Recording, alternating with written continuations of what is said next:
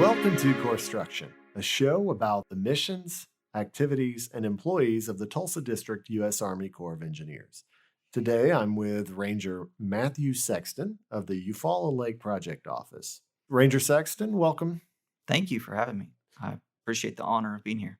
First of all, tell us about Eufaula. So for people who aren't familiar with Lake Eufaula, can you give us a little bit of a quick rundown of Lake Eufaula and where we are and the lake itself?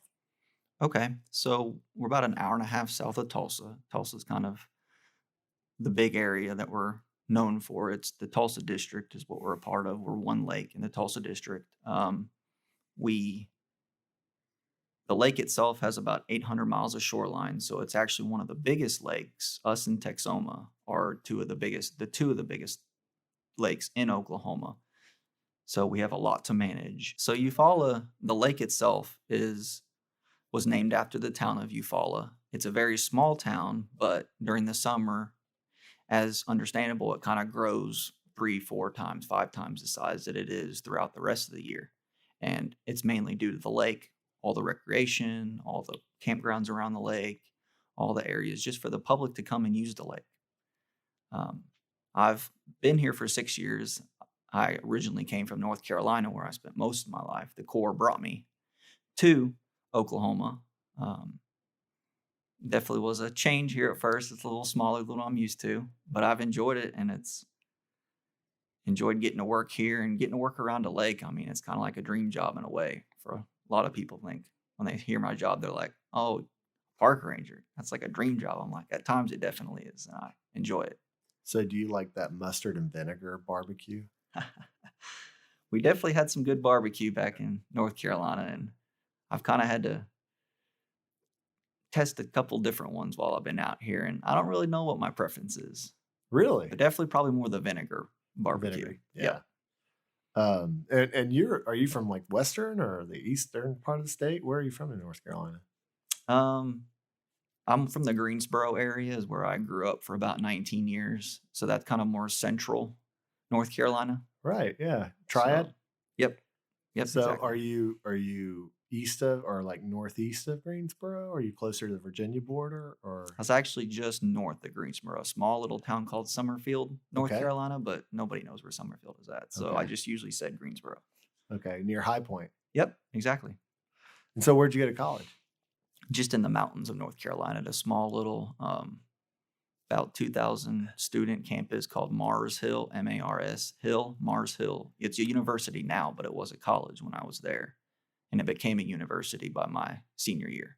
Okay. So how far was that from like Montreat and Black Mountain and Ooh, Boone? probably 30, 40 minutes to an hour and some. Boone's a little farther, Okay. just a different part of the mountains than where I was at. Okay. So were you on that like eastern edge of the foothills there? Yeah, Okay. exactly. Yep. As you were coming from, it was about 2 hours from Greensboro is where my Mars Hill was at. So beyond that, or a different part of north or south of the mountains is where you had Boone and other parts.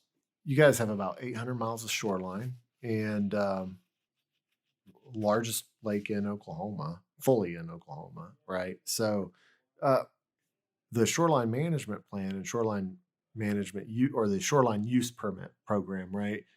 Tell us about what that entails. Okay. So the lake itself has a shoreline management plan that has basically been in place since like 1976. So since then, there's been multiple revisions to this plan that tells us how to manage the shoreline around the lake, hence a shoreline management plan. So the most recent revision was a couple years before 2013 is when that shoreline management plan was being revised, and that's the current revision that we are under today is the 2013 revision of that plan. In that plan, there's different what we call shoreline allocation. So the whole shoreline, all 800 miles of that shoreline, has been broken up into 4 main allocations that within those 4 different things can happen. Shoreline use permits is one of those things, and that can happen only in a small part of that shoreline or a part of one of those allocations. So the four allocations, just run through them real quick, is limited development shoreline. Then you also have public recreation shoreline, protected shoreline, and then prohibited access shoreline. So there's four different ones. And within those, there's different things that you can and cannot do. So the shoreline use program, which is permits, is within that limited development shoreline. Most of that shoreline exists around developments where people live.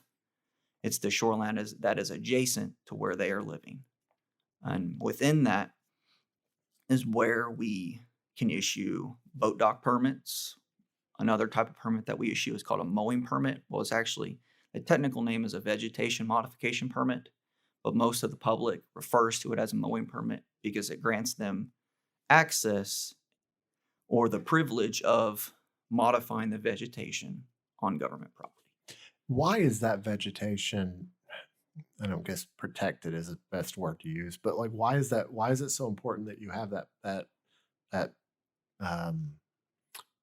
that zone between the property and the shoreline, right? That you like for that you have to maintain a certain amount of vegetation, right? Right. So like what is it for, I mean, around like say someone owns property and it is bumps up to core property, or bumps up to the shoreline, they have to maintain like how much vegetation? Okay. How does that work? What does it look like? So nobody can technically modify any government property or do anything on public property, government property. We'll refer to it as just the government property. Nobody can do anything on that property without permission from the Corps of Engineers. And I'll back up a minute and say that some people around this lake, due to how the lake originally, the shoreline was acquired back in time when the lake was built, some people actually own it into the water in very rare circumstances. And then some people have 200 to 300, 400, 500 feet between where their property, private property ends and the public property starts all the way down to the water. So within that area, there is vegetation. So to answer your question, the Corps grants permission through a permit process and an application process for people to modify that vegetation within regulations, within rules that the shoreline management plan sets forth. If there's not a permit in place, they can't do anything. But the shoreline management plan is there to allow people some sort of way to keep the vegetation from growing up, getting out of control, in a way to keep it kind of maintained, in a way to help them, to give them a better view of the lake, to keep down any kind of animals and pests that may come from that property onto their property. If it's all private property that goes in all the way into the lake, then can they mow all the way to the shoreline? Yes. Okay. So if you own the property, you can do that. Right. But if it butts up against core property. Right. So some people do own into the water, and for the vegetation modification perspective, yes, they could mow all the way down to the water. Without a permit. Because that's their private property. Okay. Now, when there's private property involved that close to the lake, that does kind of take into another account what we call easements and flowage easements, which the government purchased the right to flood up to a certain elevation. And if there is ever a flood event, there may be a flowage easement that allows the government to flood up to a certain point. Sometimes there's a flowage easement in place, sometimes there's not. But what that flowage easement does, it does inhibit the owner on building, say, a habitable structure or something that could potentially flood. Permanent structures, especially. Correct. Right? Yeah. Yes. Because that interferes with the amount of flood storage, I Correct. guess, right? So tell me about, like, you guys have how many permits out there? Altogether, we probably have over 3,000 permits. That is private floating facility permits, which is boat dock permits. That is vegetation modification permits or mowing permits. And then there's other permits that exist, such as wood cutting permits that allow individuals to cut down trees that may be potentially going to fall on their private property, such as their house or their docks.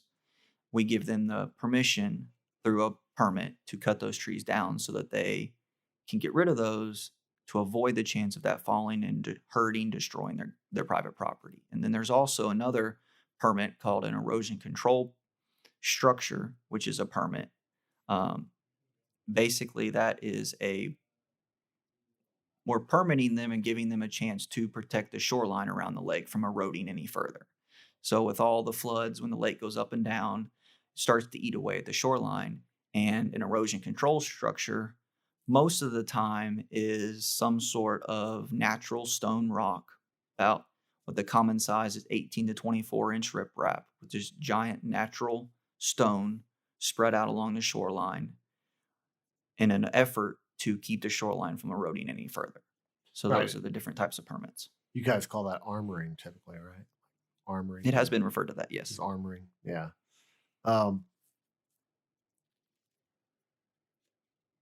So what are some of the, so you guys have a lot of boat docks, right? We do. But are there areas of the lake you can't have any more boat docks? Or how do you decide about whether or not a property is allowed to have a boat dock? Obviously, I guess the shoreline management plan comes into play there. So can you tell us how boat docks are determined, how a determination is made in regard to boat docks? Absolutely. If we go back to what I talked about at the very beginning, the 4 shoreline allocations, the limited development shoreline, once again, is the only area on this lake where a private citizen can apply for the potential to have a boat dock adjacent to their private property. So during that process, it all starts with an application or a request to this office. What we encourage people to do is, if they can, come to this office and sit down with us, and we'll be glad to look at your private property, where it's located at, and just give you an evaluation. We'll tell you at the end of the conversation, we can pretty much tell you, well, there's no possible way that we see for you to get a boat dock, and I can go into the reasons why they probably would not get a boat dock. Or we can tell them, well, it's looking very promising, I don't see anything at this time that would be stopping you from getting a dock. So here's an application. I would start the application process. What are some of the things that preclude people from getting boat docks?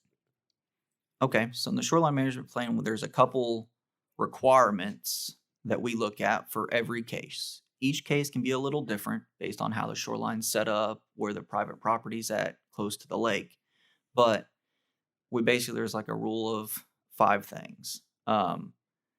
We look at the coves where that dock is at. There's a third of a cove. So depending on where the private property is at, a third of the cove, you can't make a cove unnavigable within the shoreline management plan. So if a dock's going to potentially stop a cove from being navigable, so keeping boats from navigating to the back of that cove and out, then it could limit or even stop somebody from getting a dock back there. That's if it's blocking like access essentially Correct. to the area, right? Correct. Okay. Another one is spacing. So there's a minimum of 75 feet that is required between the closest point on one facility to the closest point on another facility. So if somebody wants to put a dock in, but they can't meet that 75 foot, it has to be on both sides. So a brand new dock, you'd have to have 75 feet on one side, 75 feet on the other. If you can't meet that 75 foot minimum spacing requirement, then you would not be approved the dock. And what is the rationale behind that? Behind the why, there's that 75 feet spacing? So there's a density calculation that's taken, and that's going to be another requirement that kind of fits into that as well, that 75 foot minimum spacing. So this whole area, so in the limited development shoreline, there's areas that are suitable for boat docks and areas that are unsuitable. So I'm going to kind of give you a little bit more information that's ultimately, I hope, going to answer your question. Yeah. So within that area, what would make a shoreline unsuitable would be, say, water depth, if it's too shallow, wind fetch. So if there's too much open water from that shoreline out, say like a mile of open water, that dock or that shoreline is probably unsuitable because the wind would absolutely destroy any docks, north wind, south wind, depending on what way that wind was coming.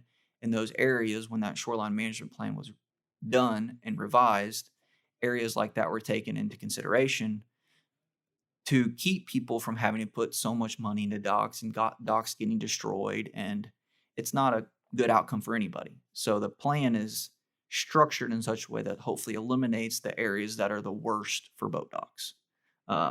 So within those are kind of the things that make a dock area of the shoreline unsuitable. And then in the suitable areas, if it is suitable and it's not too shallow, there's not all that wind fetch within that suitable area, then that there's those suitable areas are broken up around the lake. You may have a big long expanse of suitable, or it may be a short little expanse depending on those other factors that would make it unsuitable. So within those suitable areas, there's a density. We don't want to have too many docks go above the threshold is 50%. So there's a density calculation that has the spacing in it, the number of docks in it, putting into account the current dock that you're adding. Once it goes above that 50%, then no more docks can be in that area. Before the 2013 Shoreline Management Plan update, there wasn't quite all these guidelines and rules, and docks were placed more in lenient ways. And so you'd have access points around the lake or certain areas where everybody wanted their docks. So if anybody were to look on a map or go out to certain parts of this lake, you would see docks piled in close. You can almost walk from one dock to the next. And that's not a suitable and that's not a maintainable way to place docks on this lake. So the most recent shoreline management plan was that's one of the things that was taken into account to hopefully minimize the chance and keep it more maintainable for the future, for the foreseeable future on placing new docks. And 75 feet was just the number. It was 50 feet once upon a time, but they felt like that probably would still get too many docks in one area and it could get out of control. So then 75 feet was kind of a good number that worked. And that's based on the boat size, backing a boat in and out. So if you have, most docks you don't just pull into the dock forward. You can pull in from the sides too. And so that 75 foot on each side was taken into account for the average boat size and able to back in and out of a slip and get out freely without the possibility of backing in or backing into another dock.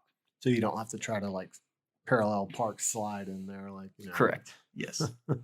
Not in a boat. And on a boat, that's kind of challenging. I mean,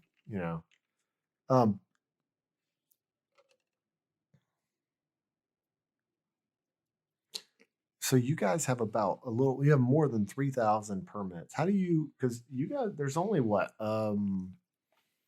do you have, 12 rangers, 15 rangers here? We have a staff of 10. 10 rangers. 10 rangers. And then you've got a couple maintenance people? Yep, we have 4 maintenance. Okay. 4 maintenance. And so how do you guys go about, because you have to do inspections every so often, right? Or renewals, or how does it work for that process? So all the permits on this lake are basically on a 5-year renewal cycle. So when we issue a permit, then it's good for 5 years. So every 5 years, we are working 20% of that 3,000 permits or however many permits there is at that time. So this year, I don't know off the top of my head what that might be, 20% of 3,000. But that number is then broken up into how many ever rangers we have at that time. With people leaving, coming, new jobs, and so forth, that number might fluctuate a little bit. But for the most part, it's around 10. And so that number is then assigned out, and that's 70, 80 permits for the whole year. That's assigned to one per ranger. For example, me, that's how many I got, 80 permits. Yeah, you got to do about 600 a year to do 20%. Correct. Yeah, so that 600 is divided up between all those rangers. Wow. So it makes it a little more manageable than if they were, say, on like a year renewal cycle. So we were going out every year and looking at all 3,000. As we continue to get more permits and that number continues to grow. Right.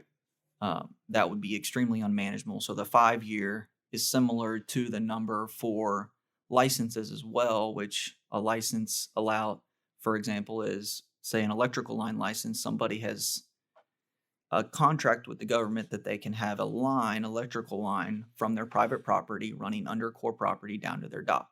And that's on a 5-year cycle as well. So the permits were put on that 5-year cycle just to keep it all similar and kind of the same process. Do you have like 2 years if there's 2 years left, or? Okay. So what we tell people is permits are non-transferable. Okay. So the process, though, to take that permit and issue it to the new owner is what we call a change of ownership. So the permit that is existing when a property is sold, whether it's a boat dock permit or a mowing permit, in essence ends. The new owner is not able to do anything with those permits that are existing. They have to get new permits issued into their name. So when somebody, say, changes or a property is sold, and that is purchased by somebody, that new owner then has to fill out an application, and they provide proof of ownership. So they show, here's a warranty deed showing that we own the property adjacent to this dock or adjacent to where this mowing permit is. And there's also what we call a bill of sale. The bill of sale is a one-page document, usually, from the previous owner saying, I, John Doe, sold my dock to Tommy Jones for a set amount of money with this permit number on it, EU, which is short for Eufaula. Eufaula permit number, say, 198. And then is sold to this new individual for a set amount of money. And then they provide that bill of sale to us. And then on our side, once we receive what we call a complete packet, which would include that warranty deed showing that they own that property adjacent to core property, then the bill of sale also that they purchased that dock. We, on our side, then, it basically starts the renewal process or the change of ownership process, which in that process, we have to do an inspection. So we have to go out and look at that dock or that mowing permit, see if the previous owner was following the current regulations of the permit. If they're not, then we advise the new owner, well, here's what you need to do to come into compliance with the rules and regulations for your permit. If you don't, we can potentially terminate your permit or make you remove your dock from the lake. Obviously, that's a worst case scenario, but we want the point is to keep them compliant with the rules and regulations of the shoreline management plan. What kind of things are you looking for during a dock inspection? What are you trying to identify that people need to be making sure they're maintaining in their dock? So as rangers, we're not the subject matter experts on building, designing a dock. But we have plans on file that tell how that dock was built. They show the measurements, what that dock's supposed to look like. And we've looked at enough docks, and as your time here as a ranger, you've looked at enough docks, you can see what may be wrong with the dock. For example, if there's a broken piece of metal along a walkway that's hurting the structure of the dock, then if left and not fixed, that dock is going to continue to deteriorate. Flotation is another part of that. You'll see a lot of open cell flotation, which is like the white styrofoam flotation that exists under a lot of docks. Now that stuff deteriorates a lot quicker if it's not properly maintained, and we'll see a lot of docks out there where it's continued to deteriorate even within the 5 years. So as mentioned before, we look at docks every 5 years. If, say, there's not a change of ownership, which could flag the inspection early, it could change hands next year, and we have to go look at that dock again next year. But within a 5-year period, that dock, if not properly maintained, could quickly deteriorate. Like with the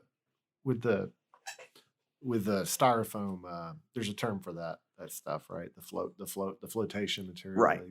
It's basically just open cell styrofoam flotation is the white flotation that's very common. Right. Now, they started encasing a lot of it, right? Correct. That's the only kind that we now allow. There's encased flotation. There's some other types in our shoreline management plan talks about the other types, but the most common one is encapsulated. So what it is it's the white open cell, but it's encased in a black plastic hard-sided container that will stand up a lot better to weather. It won't have vegetation growing out of it. Because the old open cell, if say a bird comes along, drops a seed, it starts growing up a plant, and then that deteriorates that piece of open cell even quicker. Yeah, the Um, roots start breaking the styrofoam off, and then Correct. So open cell can be if it's properly maintained, it can last extremely long too. But a lot of times it's not. The open cell is a lot less maintenance, or the encapsulated is what the common term that we refer is a lot more common and is becoming more common. And when people build, say, a new dock or replace the flotation on their existing dock, they have to replace it with one of the new approved methods. And the encapsulated is the most common one that they replace it with. And it lasts a lot longer. It's lower maintenance in the long term. And the flotation is another one of those things that we look at. We also look at on board the boards along a walkway or the boards on a dock. If there's too many missing, that can cause us to write them a deficiency letter. So any of these things that are causing a problem on the dock, or the dock is not in compliance, basically we're looking for safety. If something is in our mind, well, that's unsafe, then we will let the owner know that you have 30 days to correct what we call these deficiencies to your dock. We'll send you a letter, and you have 30 days to correct these deficiencies. And if you don't correct them, I mean, as mentioned before, the worst case scenario is we make you pull your dock off the lake. We never want to do that. Right. But we have to keep compliance for safety and other reasons. So if you're not keeping your dock compliant, then we can either write you a warning or a citation, or even make you remove your dock from the lake. And you've worked some floods, right? You've worked quite a few. So you've probably had to go and you've probably located some while you were out patrolling on the lake at times, right? Like you've seen some post-flood, post-storm Yes. runaway docks, right? Right. We had a flood back in 2019, and that was one of the biggest ones we've had in a while. Everybody talks about the 90 flood, and this was one of those that was in more recent times since I've been here in the last 6 years, that after that flood and the water finally came down here at Eufaula, I wouldn't say, hopefully a third is not too big of a number, but it seemed like a third of the docks around this lake probably had some sort of damage to them. Either they were jacked up on their pencils, which means that they were uneven, and if left that way, it could lead to further problems later, or docks were completely no longer where they were supposed to be. They were halfway across the lake, and people had to go find their docks. There was a big long list for all these companies around the lake that work on docks to help people get docks back into compliance for our standards. And each dock has a number, right? Like, correct. Okay. And you're not allowed to tell people like information about owners, who owns what docks, right? Like you can't correct. give out that information. So the That's permit number, private information, right? Absolutely. So the permit number and the expiration date are posted. We give the owner stickers that they have to post on their dock. But that's all anybody that's coming up to that dock can know. But if somebody calls here asking, well, who's owner of that dock, there's a problem with it. Well, we're like, well, unfortunately, we can't give you out that information. That information is private. We will take what you have told us, and we will contact the owner accordingly. Right. And so how does that work with the transfer? Like if you're about to buy a property and you're concerned about the status of a dock on a property that you're about to buy, do you advise people to just come down here with the owner, or that is one option. Most of the time, what I've told people is I need some sort of written permission from the current owner to speak with you. I'll tell you whatever you want to know, but not without written permission from the current owner. Because a lot of people, as you just mentioned, do want to know what the current condition of the dock is that they would be purchasing. They don't want to purchase a dock that's basically at the point where the Corps of Engineers has told them, well, you need to get that dock off the lake. Nobody would want to buy a property with a dock like that. So what we do is we tell those current or the prospective buyers, get permission from the current owner to allow us to speak with you, provide that to us, and we'll even go out there and inspect that dock and let you know what you're working with. So when we talk about areas within the flowage easement, right? Or you have a property and you can't build permanent structures, right? Can we talk about some things what qualifies as a permanent or habitable structure?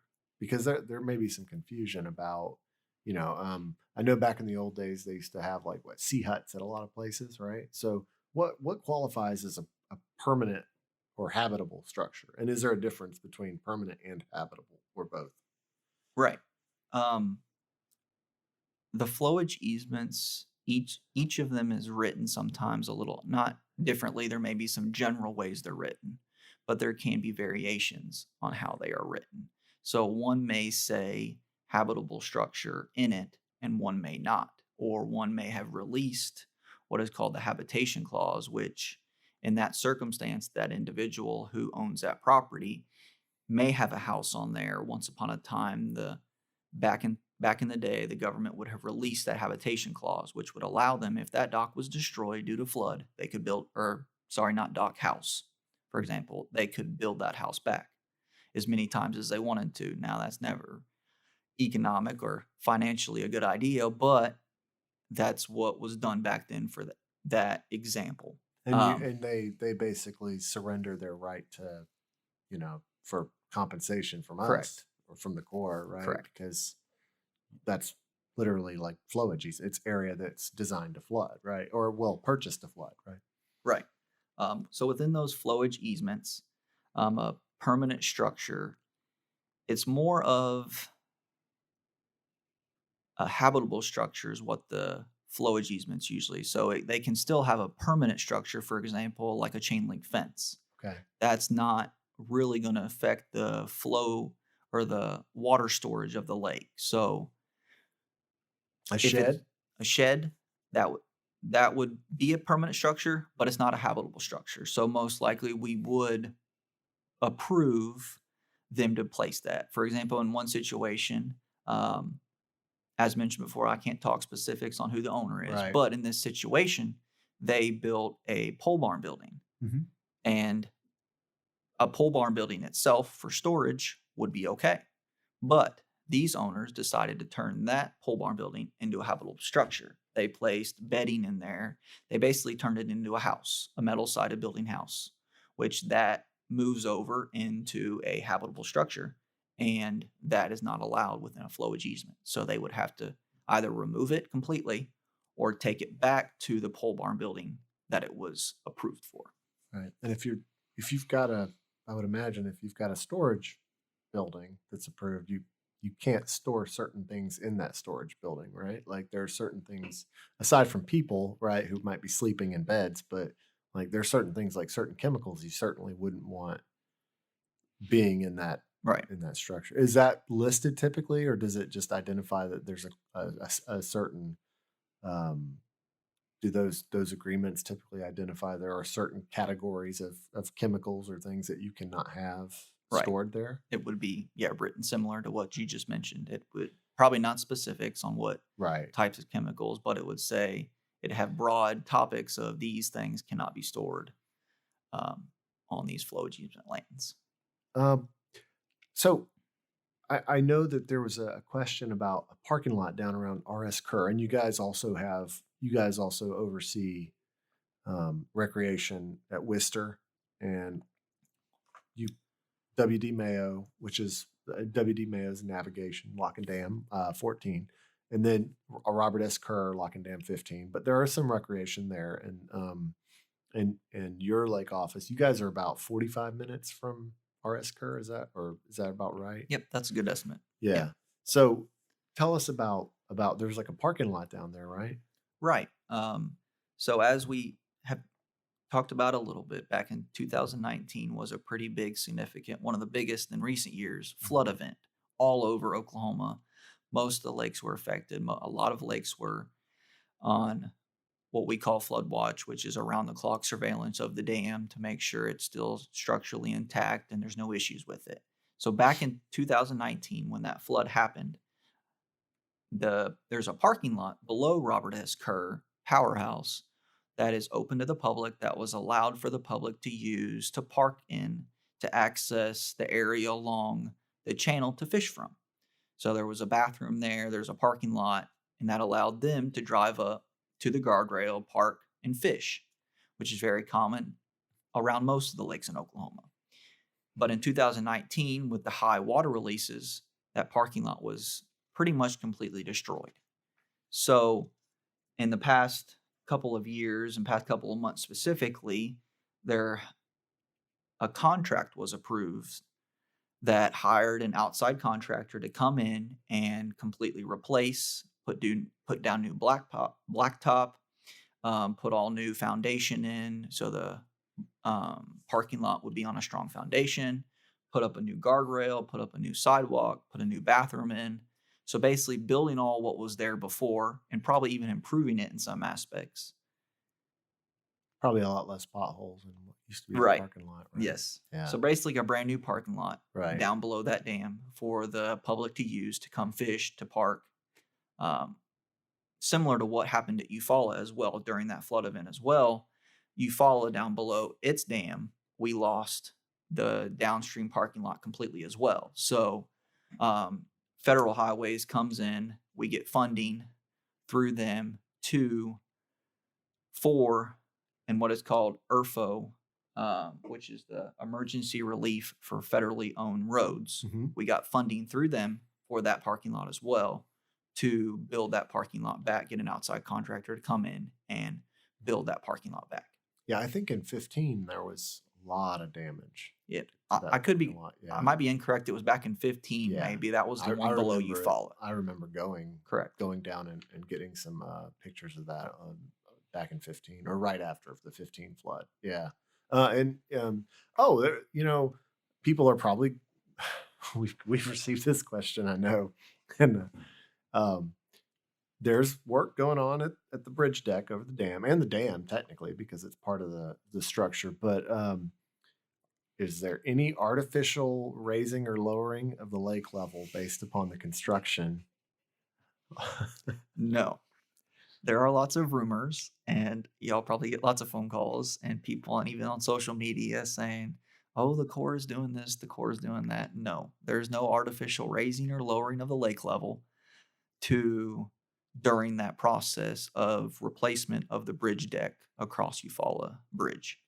Right. If it's high, it's because, well, it's just been raining or It's been rained. correct. Although we've had I think our lake levels starting to get down back to normal, closer to normal. I think right we're now. still, I haven't up. checked recently. We were up, I think last week, still about 2 feet. And the reason for that is if you check the lake levels of other lakes in this district, for example, Fort Gibson, they were still significantly higher. Due to the size of Eufaula and the shoreline and the capacity of this lake, we can hold more water longer periods of time if we have to. So we may hold it 2 feet above and allow power generation to slowly bring it down, while other lakes are lowering their pools to get back down to their normal conservation pool. And then once they get to a certain point, then Eufaula will release again so that all these lakes are then prepared for another heavy rain that could be any day. One of the other, aside from shoreline use permits, right? You also have licenses and easements, right? So tell us about those. Okay. So licenses and easements around this lake. What's the most common? The most common ones are electrical line licenses, water line licenses. There's flowage easements around this lake that we've talked about a little bit about already. But the two common ones are the electrical line licenses and water line licenses. And what those are is where the private property ends and the government property starts. There's an electrical line running from a power pole that goes down under core property to a boat dock and comes out of the ground at the walkway to the boat dock, and it feeds power to that dock. Is that typically a private individual that does those, or are we talking about the power companies or co-ops or whatever? Is this something that someone says, hey, I want my boat dock to have lights on it so that I can see it when I'm coming back? Okay.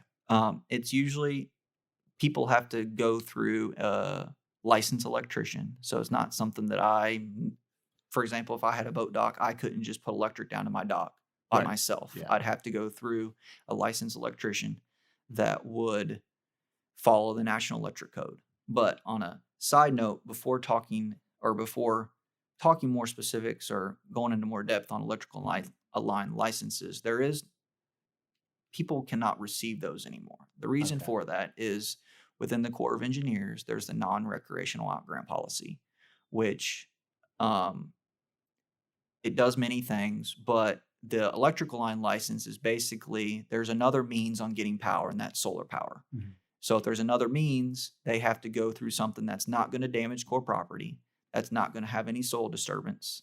And all these electrical line licenses that were existing can be maintained. We'll allow the customers to keep them and maintain them, but there's no new ones. So if anybody wants a new one and wants power to their dock, they would have to do, say, solar power, because that electrical line was basically providing them private use of those resources and the non-recreational out-grant policy.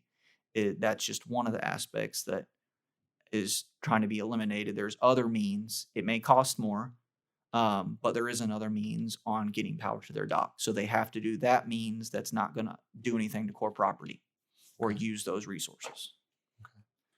And I guess there's also some concern about potential for, if those lines get damaged, you've essentially got to, well, I'm sure it causes short, but it could cause, Right. As a ranger, I'm not an electrician, but if I notice damage to that line or the customer has damage, then they have to get it repaired. If they don't get similar to a dock, if they don't keep it compliant and they keep it repaired, then they would potentially have to remove it or lose their license. Yeah. So a lot of some of the areas around this lake, for example, the city of Eufaula, there's a marina where there's a concessionary, that marina that is located on core property, is located on the lake. It may have parts of it that are off of core property, but it's on core property, and those areas are what are leased out to, say, the city of Eufaula for the use of that area. It's a concessionaire, so they can exchange money on core property. Only where there's a concessionaire in place can something like that happen. There's other marinas around this lake. There's one at Highway 9 Marina. Then there's Dutchess Creek Marina. I believe there's one Area 51 Marina. There's different marinas around this lake that are considered concessionaires. So a concessionaire, as mentioned, is the only areas where there can be exchanging of money made on core property if there's a properly licensed concessionaire. right. And they have to follow certain rules and regulations and Correct. In real estate, as you mentioned, is the main individual behind that. Those leases are through them. We may inspect them at our level on this lake, but they ultimately manage all those, and they're the ones that if there's any issues, if they're not following Corps of Engineers regulations, they get a deficiency letter or some sort of you need to fix this letter from real estate telling them that they have a time frame on getting these issues any fixed. discrepancies, right? Correct. Yeah. So you guys have been doing some, So you guys have been doing some work at Brook and Cove. Mhm. You put in a new sports complex, right? So tell us about that. I took some photos of that earlier today. So previously, that area had just been an open, grassy lot that wasn't used for anything, but it seemed like a great location to provide the public with some sort of area where they could basically boost their camping experience when they come to one of our parks. Gives them one other way to enjoy the time while they are there. So that sports complex includes all-weather cornhole board. They're not boards in this case. They're actually giant chunks of concrete with a hole in them. they're So heavy they're looking. all weather. Yeah. I was actually involved, one of the individuals out there that was involved in placing them, and they're all there. They're probably, I think, about a ton a piece. Oh, wow. Nobody's going to walk away No, with there. those. So we have bags that people can check out in our gate shack. They can go up to the gate shack and check out cornhole bags and play cornhole, or people can bring their own, which is usually what happens. And then there's also a basketball court there as well, along with some soccer nets. And Well, there then, was a basketball court there. You're going to have to replace it, right? yeah, we're the concrete court is there. Yeah. We're working on getting a new permanent basketball hoop that will be Yeah. concreted in the ground and available for the public to use. Yeah, that looks like the court. You guys had to pull up the concrete from the court because equipment fell on it. Something fell on it, broke the concrete. You didn't? I saw it today. It was up, I think, yesterday. They did it. Well, this is awkward You've because been I off for don't 2 days. I don't know That's right. about You've been this. off for 2 days. I have Haven't you? been, I'm yes. sorry. No, I that's all threw right. that. You're like, whoa, what? Yeah. I didn't catch you, but I didn't give you a chance to get a debrief before you came into work. You literally came into work and we're basically ready to come do this interview today. Right. So, sorry I threw that at you. That that wasn't expected. And you got horseshoes, right? And Horseshoes and then a soccer nets field. as well. Yeah. So it's a great idea, and hopefully there'll be other opportunities, maybe one on the north side of the lake as well eventually, that allows, as mentioned before, just the public another way to have fun while they're camping in our parks and just give them an area where they can go. Since cornhole is very popular, that's definitely, I've seen people. I'm currently working nights, which I come in at 2:30, work to 11. Since we have people in our parks now, Sunday through Saturday, all hours of the day. Usually during the nights, people are sleeping, so there's no need for ranger coverage. But we have county deputies that do manage those areas and are available if there's any sort of emergencies, whatever park that county is in. For example, Brooklyn, as you've talked about, is in Haskell County. So Haskell County law enforcement is available if there's anything that happens within that park. So that since I'm on what we call the night shift, I'll see people going out right now since it's 100 degrees out during the day. At about 8 or 9 o'clock, you'll see people using that right before it gets too dark, or they'll have their truck headlights, or we're working on getting lights there as well so that people can use. Hopefully there'll be lights available. You're going to do solar most likely? Most likely something like that. Yeah. But people are wanting to use that, and it's great to see people using that. Yeah. What, you guys have been moving some rocks too. Some riprap, right? Like where you had back before the flooding got bad. Did y'all do some armoring over there at Brick and Cove on the shoreline up there? Yeah, there's one area, or the area that a couple areas, I guess. For example, Bell Star, another park. There was some very bad erosion from the higher lake levels. That when the lake is sitting at those high levels with the natural waves, natural flow of the lake, it just slowly starts to eat out the shoreline. If there's campsites available or campsites around or concrete pads, it starts eating out of those eating from underneath away, it, yeah. underneath them and eating away from them. So that riprap is the means to hopefully slow that and keep that from happening in the future. So there is, as you mentioned, armoring or placement of more riprap. Yeah. Brooklyn is one example where we've had a lot of that work done. Yeah. So, Matt, what do you like? You've been working for the Corps for how long now? 6 years or so? 6 years. Right after college, I actually did a summer ranger position, which is a seasonal. They come on about April. They're done about September.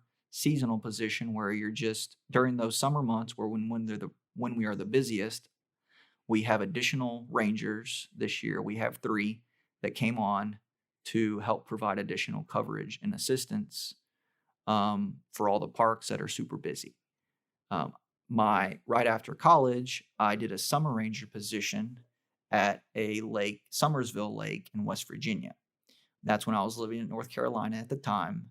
And then I applied to different positions, and that's the one that I got a call from. So that was my first experience. I actually didn't even know the Corps of Engineers had park rangers until I went there, and I was like, really?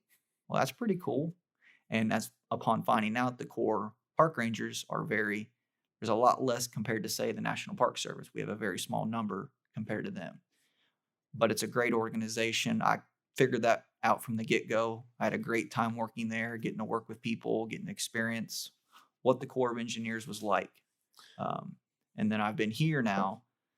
That was the fall when that was the summer after I graduated college. And then that next spring is when I was still applying to jobs, and I got a call from Eufaula, Oklahoma, and packed up and moved halfway across the country. And I've been here for 6 years.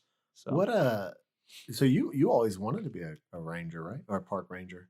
Just maybe with the Park Service originally, because that's what you thought was available. So yeah, when I was a kid, I was actually in Boy Scouts, got my Eagle Scout. But through all those numerous years of camping, backpacking, hiking, just being out in Mother Nature and getting to experience lakes, mountains, all the types of things that nature has to offer, it had kind of been a dream of mine in the back of my mind. Oh, it'd be cool to be a park ranger and get to work with this stuff every day, help people enjoy this like I get to enjoy this. And so once I graduated college, that's kind of the route that I was looking for and applying.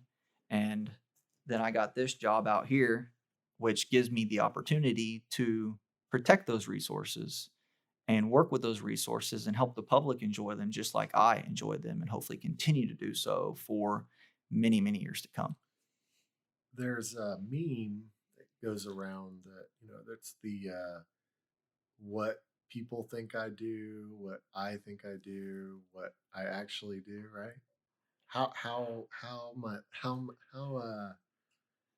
how accurate is is your perception if you were to say about that? Right. I'm very familiar with that meme. Parts of my job would definitely, so probably in high school, middle school, when I had those dreams of what a park ranger did, what I actually do now, parts of it definitely live up to that. Heck, I get to go out on a patrol boat and patrol a lake and drive around on a lake and make sure people are following the correct rules, using the best water safety knowledge that they have. Parts of that, it's definitely I'm doing exactly what I thought I would be doing. But with any job, there's also the in the office, computer time, paperwork time. There's a lot of that with this job, with what we've talked about, all these permits, renewing these, phone calls. So I kind of, that little picture of what I actually do, if you kind of mark it in half and put this is part of the time and then this is part of the time. And then you definitely have the people. I've actually got the opportunity to have some people from other not divisions, other departments within the Corps. I had a lock and dam operator as part of the LDP2 program. I had a lock and dam operator come shadow me for a day. And it kind of just blew his mind what exactly we did. He had no idea. And the same thing when I got to actually go shadow him, kind of learn what he did on a daily basis. And so that was a pretty cool experience as well. Did you help a tow barge lock through? Got to see one. Yeah. It was pretty cool. Yeah. Yeah, it's pretty neat. I never used to be able to understand how that worked. Like it took me forever to figure out the difference when they were talking about different elevations, and like what you're trying to do is get something that's up here down here or vice versa. And for some reason, for the longest time, I couldn't figure out why you have to do that, but or how that worked in a body of water, I thought it was all the same level or something. Right, yeah. Like then I started like, wait, there's waterfalls too, right? So that would kind of man-made waterfalls. Yeah. well, I mean, controlled. Typically you have the different elevation, but so what do you think is the most rewarding part about being a park ranger? I mean, you may have already answered it. I've answered part of it. Another big aspect of it is, another part of my history was getting to swim. I was a competitive swimmer in high school and college, so I got to swim at the college level. Definitely no Olympics. I know Olympics are big right now. Definitely not nearly that good. But just getting to swim that many years and then coming into a job and profession like this, and even around Eufaula itself, we've done lots of events in schools where we've done water safety events where we promote water safety, tell kids all about water safety.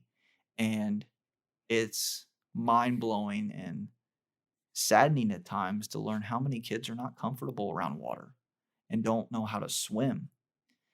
I thankfully I was actually that way once upon a time, and then I got involved in swimming, and now I'm completely the opposite direction where I'm completely comfortable and I have enough knowledge and skills to last me the rest of my life. But being able to give back some of that knowledge, even during water safety events, and helping people realize just how dangerous it is to be around water. Unfortunately, as the largest water recreation agencies in the United States, the Corps of Engineers manages a lot of water resources, and unfortunately we have a lot of fatalities on the water. But being able to try to impact people in a way that make them think twice before going out on the lake, say without a life jacket, or if they don't know how to swim or they're not completely comfortable, or letting somebody know where they're going. Even if we can change one life and save one life, then it's all worth it. And hopefully we're saving a lot more on a regular basis during all these events. And so just being able to impact people's lives definitely has to be one of the most rewarding parts of this job.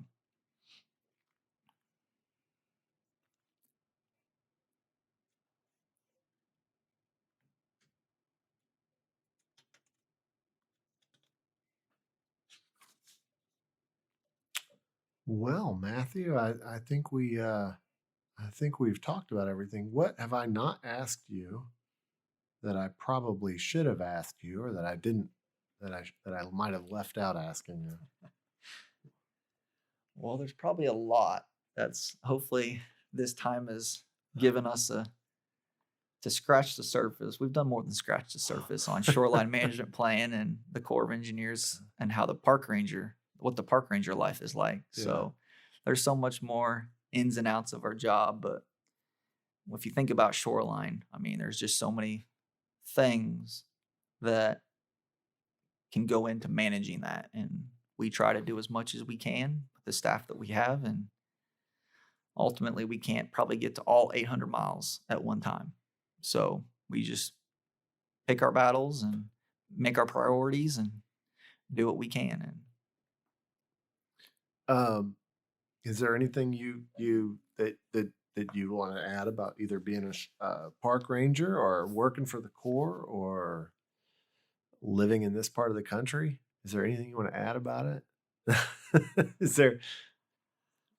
Well, working with the Corps, as mentioned earlier, I didn't. Who would have thought the Corps of Engineers had park rangers? But it's one of those agencies where it's talked about a lot within the agency of how amazing and select it is. And the more getting to work for them, the more you figure out that it really is. Yes, it's the government and everybody has their opinions on the government, but it's my opinion that it's just been a great opportunity to work with an agency that's trying to keep people safe in the best means possible. We have a big lake to manage, and managing water can be a nightmare sometimes, but it takes all of us together in the different departments and the different within our agency to do that the best way possible. And I feel that it's a privilege and an honor to be able to be a small part of that. In small little Eufaula, Oklahoma. And I had to look it up. I had no idea where Eufaula was when I got the call from the manager here at the time of, we're interested in hiring you. And I was like, Eufaula where? So I know there's the Eufaula, Alabama, and most people talk about Eufaula, Alabama, but I have to always tell them, no, it's not Eufaula, Alabama. Yeah. It's Eufaula Lake, Oklahoma. And I think in Alabama it's Eufaula. Yeah. Well, thanks, Matt. I really appreciate you taking the time to sit down and talk to me. I know you only gave you a couple days to get prepared. So, but thank you, and thank you for educating us about shoreline management plans and Lake Eufaula. And is there anything else going on that's really exciting that you're looking forward to seeing with the lake? Well, we've made it through 2 of the major holidays. So we got one left, which is Labor Day, and that's kind of the last big hoorah around the lake and for the Corps of Engineers, park ranger side in general. After that time is when it kind of starts to slack off. On the recreation side, we're always busy around here. For example, once the public stops coming more regularly, they go back to school, and the winter months come, is when we move into a different time of our year, is when all the renewal of our permits. So September, October, we'll get our 80 assignments that I talked about earlier, and we'll send out letters to all the public or all the people that have permits that are being renewed that next year. So we'll mass mail all those letters out. Then we'll go out and inspect all 80 permits that we have to look at, and we'll be ready once those start coming back in, which is usually a stack of 15 to 20 all at one time that need to be worked and gone through. So that keeps us busy in the first couple months leading up to the winter. And then we also planting food plots is another big aspect of my job.